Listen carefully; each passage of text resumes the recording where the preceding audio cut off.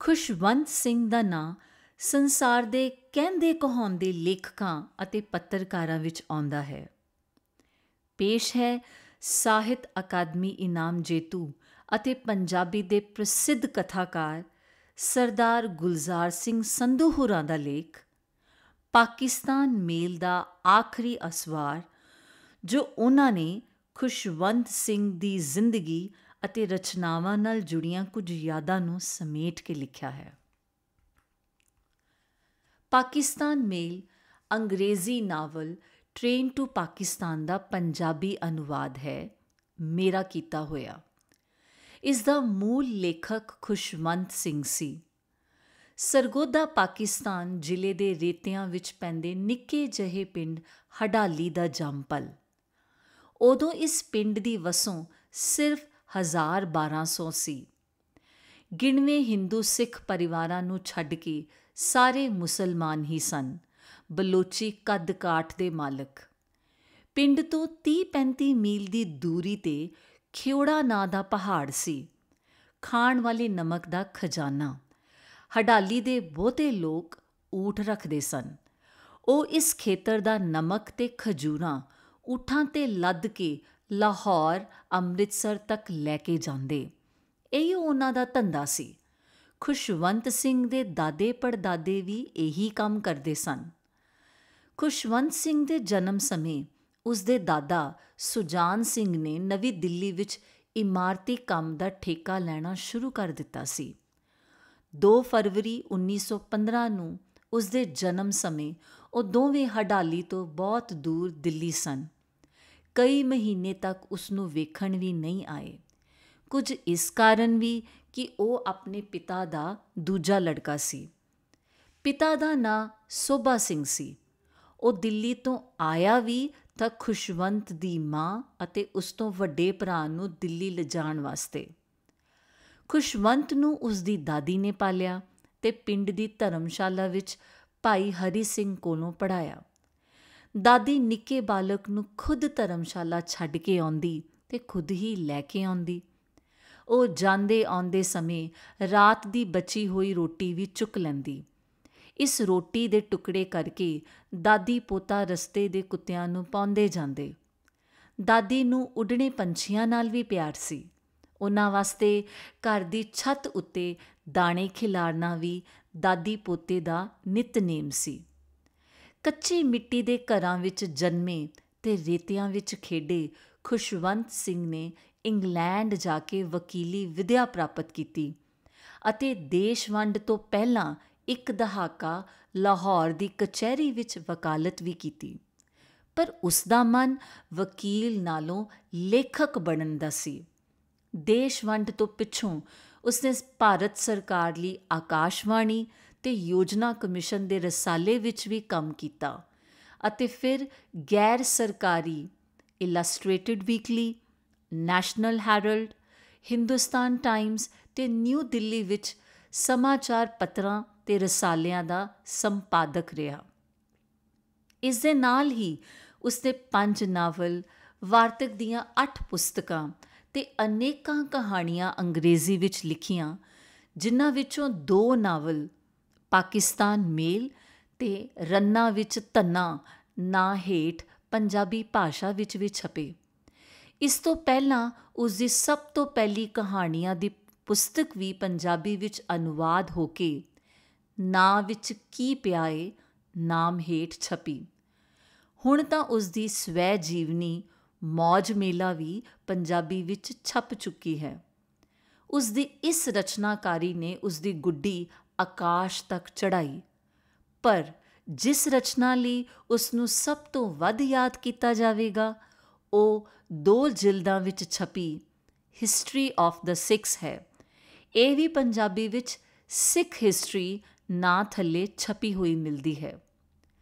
ਲੇਖਕ ਤੇ ਮਨੁੱਖ ਵਜੋਂ ਖੁਸ਼ਵੰਤ ਸਿੰਘ ਬੇਹੱਦ ਮਕਬੂਲ ਹਸਤੀ ਸੀ।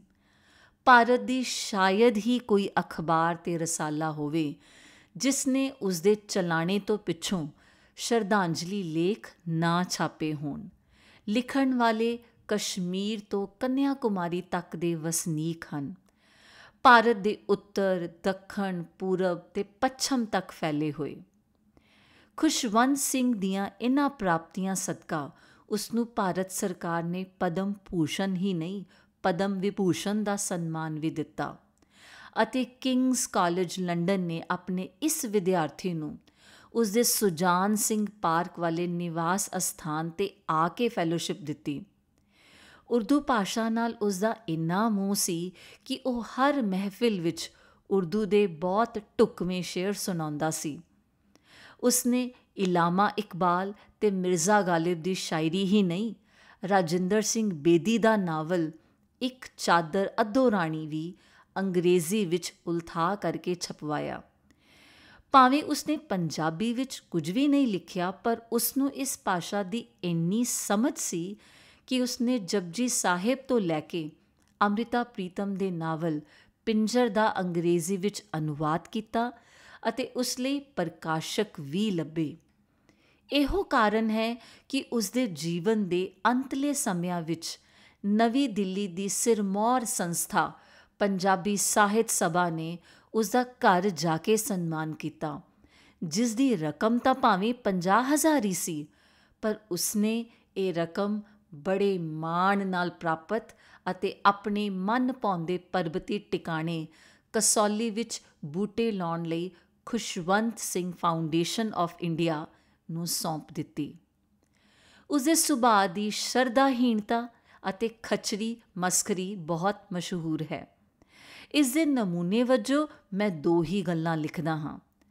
ਜਦੋਂ ਉਸਨੇ ਸਿੱਖਾਂ ਬਾਰੇ ਲਤੀਫੇ ਲਿਖਣੇ ਤੇ ਛਾਪਣੇ ਸ਼ੁਰੂ ਕੀਤੇ ਤਾਂ ਸ਼੍ਰੋਮਣੀ ਕਮੇਟੀ ਦੇ ਕਿਸੇ ਸ਼ਰਧਾ ਭਾਵੀ ਮੈਂਬਰ ਨੇ ਬੜੀ ਸਨਿਮਰ ਬੇਨਤੀ ਕੀਤੀ ਕਿ ਉਹ ਇਹ ਕੰਮ ਨਾ ਕਰੇ।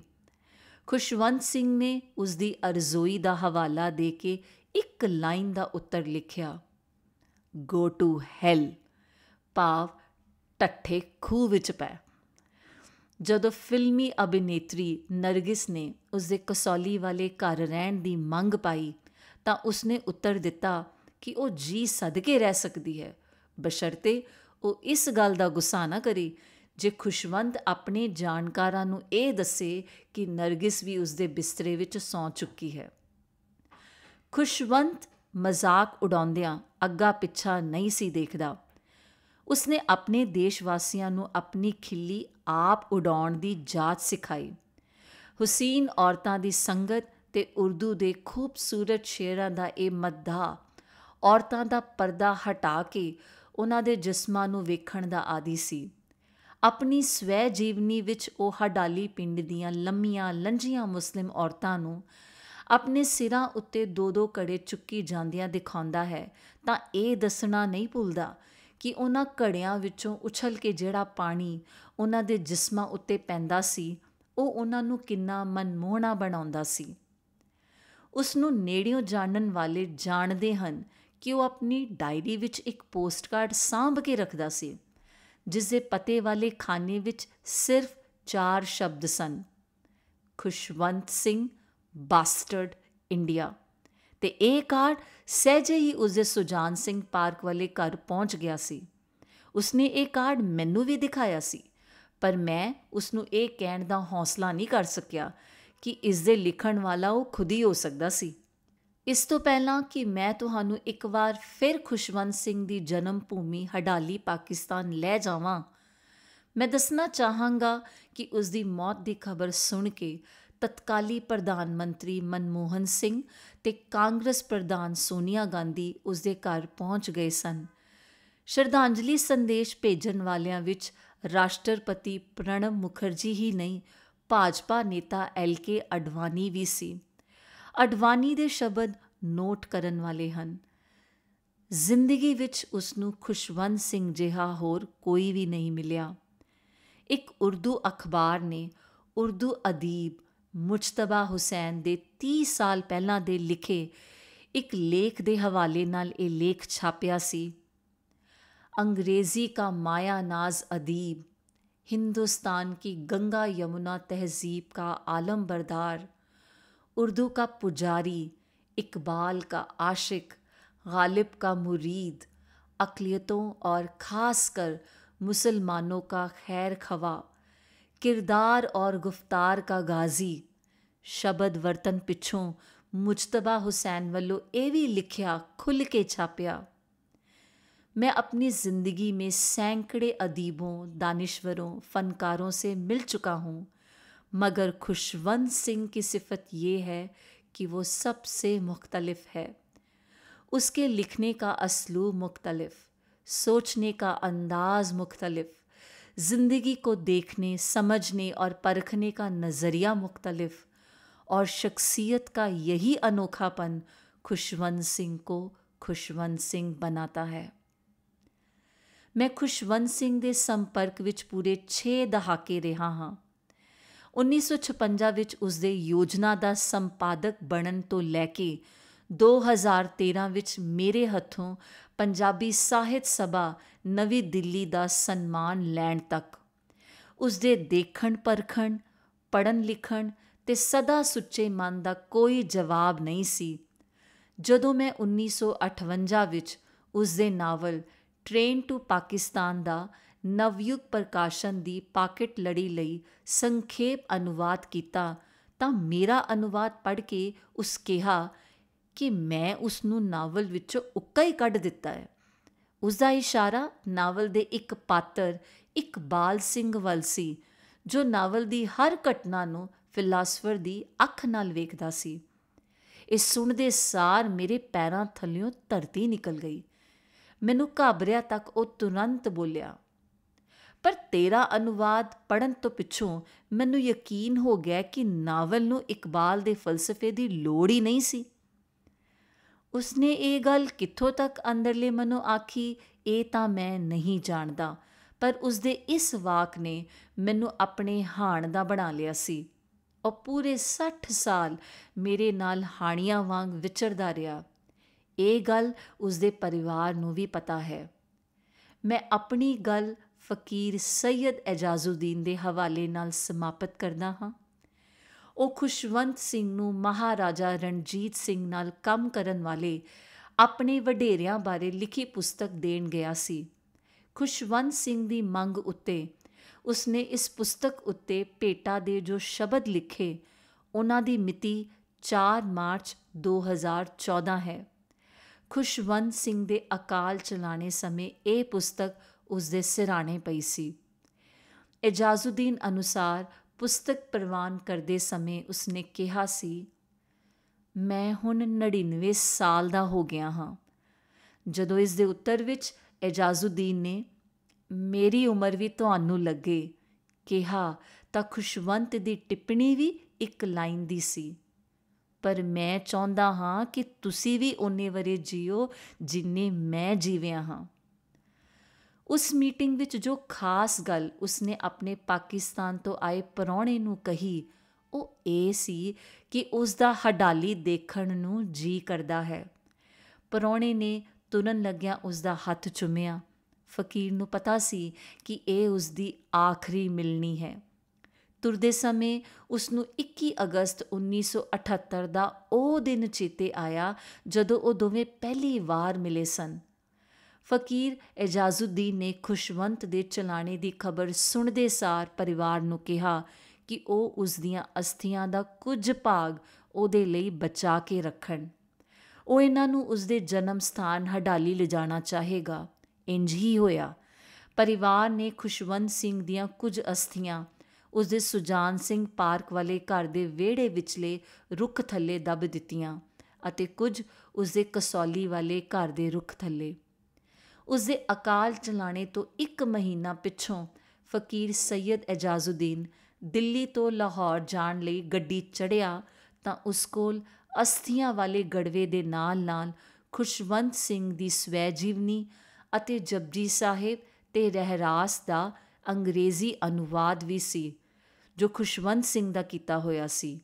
ਉਹ ਜਾਣਦਾ ਸੀ ਕਿ ਇਹ ਪੁਸਤਕਾਂ 6 ਘੰਟੇ ਦੇ ਲੰਮੇ ਸਫ਼ਰ ਵਿੱਚ ਉਸਦੇ ਪੜ੍ਹਨ ਦੇ ਕੰਮ ਆਉਣਗੀਆਂ। ਉਹ ਆਪਣੇ ਇਸ ਸਫ਼ਰ ਦਾ ਵਰਣਨ ਬੜੀ ਭਾਵਨਾ ਨਾਲ ਕਰਦਾ ਹੈ। ਉਹ ਸਮਝੌਤਾ ਐਕਸਪ੍ਰੈਸ ਰਾਹੀਂ ਵੀ ਜਾ ਸਕਦਾ ਸੀ, ਪਰ ਇਹ ਵਿਧੀ ਉਸ ਨੂੰ ਜੱਚਦੀ ਨਹੀਂ ਸੀ। ਇਸ ਰਾਹੀਂ ਅੰਮ੍ਰਿਤਸਰ ਤੋਂ ਲਾਹੌਰ ਦਾ 25 ਮੀਲ ਦਾ ਸਫ਼ਰ 2 ਗੱਡੀਆਂ ਵਿੱਚ ਕਰਨਾ ਪੈਣਾ ਸੀ। ਇੱਧਰ ਵਾਲੀ ਗੱਡੀ ਨੇ ਇੱਧਰ ਰਹਿ ਜਾਣਾ ਸੀ ਤੇ ਉੱਧਰ ਵਾਲੀ ਨੇ ਉਸ ਨੂੰ ਸਰਹੱਦ ਪਾਰ ਤੋਂ ਚੁੱਕਣਾ ਸੀ। ਉਹ ਇਸ ਨੂੰ ਸਮਝੌਤਾ ਸਤਿਆਨਾਸ ਦੱਸਦਾ ਹੈ। ਉਸਨੇ ਇਹ ਸੀਮਾ ਪੈਦਲ ਪਾਰ ਕੀਤੀ ਜਿੱਥੇ ਗੜਵੇ ਵਿਚਲੀਆਂ ਅਸਥੀਆਂ ਤੋਂ ਉਸ ਨੂੰ ਖੁਸ਼ਵੰਤ ਸਿੰਘ ਦਾ ਨਿੱਘਾ ਸਾਥ ਮਿਲਿਆ। ਉਂਝ ਵੀ ਅਸਥੀਆਂ ਵਾਸਤੇ ਕੋਈ ਵੀਜ਼ਾ ਜਾਂ ਹੋਰ ਦਸਤਾਵੇਜ਼ ਲੈਣ ਦੀ ਲੋੜ ਨਹੀਂ ਸੀ। ਇਹ ਖਾਸ ਮਹਿਮਾਨ ਜਦੋਂ 22 ਅਪ੍ਰੈਲ 2014 ਨੂੰ ਹਡਾਲੀ ਪਹੁੰਚਿਆ ਤਾਂ ਪਿੰਡ ਵਾਲਿਆਂ ਨੇ ਮੁੰਡਿਆਂ ਦੇ ਸਕੂਲ ਵਾਲੇ ਹਾਲ ਕਮਰੇ ਦੀ ਚੌੜੀ ਕੰਧ ਵਿੱਚ ਸੰਗਮਰਮਰ ਦੀ ਫੱਟੀ ਲਾਉਣ ਵਾਸਤੇ ਥਾਂ ਬਣਾ ਰੱਖੀ ਸੀ। ਸਕੂਲ ਦੇ ਮਾਸਟਰ ਨੇ ਇਜਾਜ਼ੁਦੀਨ ਨੂੰ ਦੱਸਿਆ ਕਿ ਇਹ ਹਾਲ ਕਮਰਾ 1920 ਵਾਲਾ ਹੀ ਸੀ ਜਿੱਥੋਂ ਖੁਸ਼ਵੰਤ ਸਿੰਘ ਆਪਣੇ ਬਚਪਨ ਵਿੱਚ ਪੜ੍ਹਦਾ ਦਿੱਲੀ ਗਿਆ ਸੀ।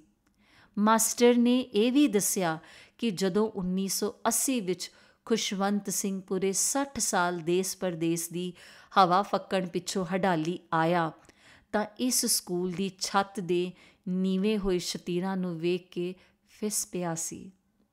ਇਜਾਜ਼ੁਦੀਨ ਨੇ ਵੇਖਿਆ ਕਿ 2014 ਵਿੱਚ ਇਸ ਪਿੰਡ ਦੀ ਵਸੋਂ 50,000 ਤੋਂ ਵੱਧ ਹੋ ਚੁੱਕੀ ਸੀ ਤੇ ਪਿੰਡ ਦੇ ਲੋਕਾਂ ਦੀ ਭੀੜ ਦਾ ਕੋਈ ਅੰਤ ਹੀ ਨਹੀਂ ਸੀ ਜੋ ਇਸ ਪਿੰਡ ਦੇ ਜਨਮੇ ਖੁਸ਼ਵੰਤ ਸਿੰਘ ਦੀ ਯਾਦ ਵਾਲੀ ਫੱਟੀ ਲੱਗਦੀ ਵੇਖਣ ਆਏ ਸਨ। ਇਸ ਉੱਤੇ ਲਿਖਿਆ ਸੀ, ਹਡਾਲੀ ਦੇ ਪੁੱਤਰ ਸਰਦਾਰ ਖੁਸ਼ਵੰਤ ਸਿੰਘ ਦੀ ਯਾਦ ਵਿੱਚ, ਜੋ ਕੌਮਾਂਤਰੀ ਪੱਧਰ ਦਾ ਲੇਖਕ ਤੇ ਸਿੱਖ ਸਕਾਲਰ ਸੀ।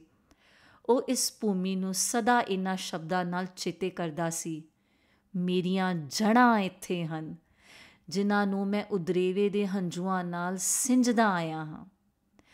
ਜਦੋਂ ਰਾਜ ਮਿਸਤਰੀ ਨੇ ਸੀਮੈਂਟ ਵਿੱਚ ਖੁਸ਼ਵੰਤ ਸਿੰਘ ਦੀਆਂ ਅਸਥੀਆਂ ਦੀ ਰਾਖ ਮਿਲਾ ਕੇ ਇਸ ਫੱਟੀ ਨੂੰ ਆਪਣੇ ਹੱਥਾਂ ਦੀਆਂ ਉਂਗਲੀਆਂ ਨਾਲ ਸਾਫ਼ ਕਰਕੇ ਇਸ ਕਾਰਜ ਦੇ ਪੂਰੇ ਹੋਣ ਦਾ ਇਸ਼ਾਰਾ ਕੀਤਾ ਤਾਂ ਫਕੀਰ ਇਜਾਜ਼ੁਦੀਨ ਨੇ ਖੁਸ਼ਵੰਤ ਸਿੰਘ ਦੇ ਜਪਜੀ ਸਾਹਿਬ ਵਾਲੇ ਅਨੁਵਾਦ ਵਿੱਚੋਂ ਪਹਿਲੀ ਪੌੜੀ ਦੀਆਂ ਇਹ ਤੁਕਾਂ ਪੜ੍ਹੀਆਂ।